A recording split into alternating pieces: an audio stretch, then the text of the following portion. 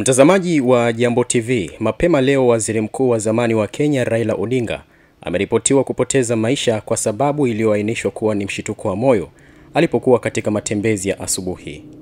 Taarifa hizo zimechapishwa mapema leo Oktoba 15, 2025 na vyombo mbalimbali vya habari ikiwemo cha Kenya Moja na vyombo vingine mbalimbali kutoka nchini humo. Kwa mujibu wa vyanzo hivyo vya habari, Raila Odinga alikuwa nchini India kwa matibabu, ambapo katika matembezi baada ya kupata mshituko huo wa moyo alikimbizwa hospitali ambako alithibitika kufariki. Hata hivyo, awali uliibuka wasiwasi juu ya afya ya kiongozi huyo mwenye umri wa miaka 80 ikiwa ni baada ya safari yake kuelekea India. Hii hapa pia ni historia yake kwa ufupi.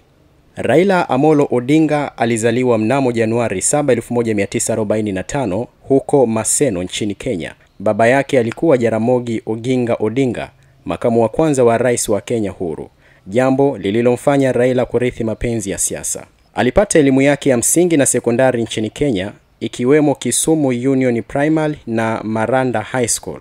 Akaondoka nchini humo mwaka 1962, akasafiri hadi Ujerumani ya Mashariki ambapo aliendeleza masomo yake ya chuo kikuu.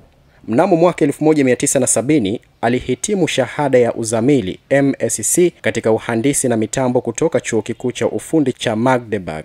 Baada ya kurudi Kenya, alianzisha kampuni ya East African Spectre ambayo inajulikana kwa utengenezaji wa mitungi ya gesi. Alianza kazi ya utumishi wa umma katika shirika la viwango la Kenya KEBS mnamo mwaka 1974 na kupanda cheo hadi naibu mkurugenzi. Mnamo mwaka 1982 alikamatwa na kushitakiwa kwa kuhusika na jaribio la mapinduzi ya kijeshi dhidi ya Rais Daniel Arap Moi. Aliwekwa kizuizini bila kesi kwa miaka 6, kipindi kigumu kilichodumaza maisha yake ya siasa. Baada ya kuachiliwa kwake, aliendelea na harakati za kupigania mfumo wa vyama vingi kwa siasa ya Kenya. Kutokana na hofu ya kukamatwa tena, alikimbilia uhamishoni nchini Norway mnamo mwaka 1991. Lakini mwaka 1992 alirudi Kenya baada ya kuruhusiwa kwa siasa za vyama vingi. Alifanya jaribio la kugombea urais mnamo mwaka 1997 kwa tiketi ya National Development Party NDP. Lakini pia alijiunga na chama tawala cha KANU na Rais Moi akamteua kuwa waziri wa nishati kuanzia mwaka 2001 hadi mwaka 2002.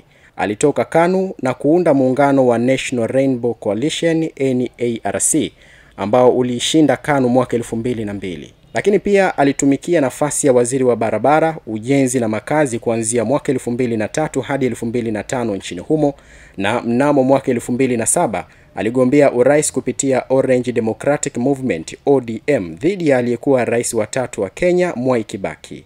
Uchaguzi huo ulileta utata mkubwa na ghasia nchini Kenya. Kutokana na makubaliano ya amani, aliteuliwa kuwa waziri mkuu wa Kenya mwaka 2008 hadi 2013 katika serikali ya muungano.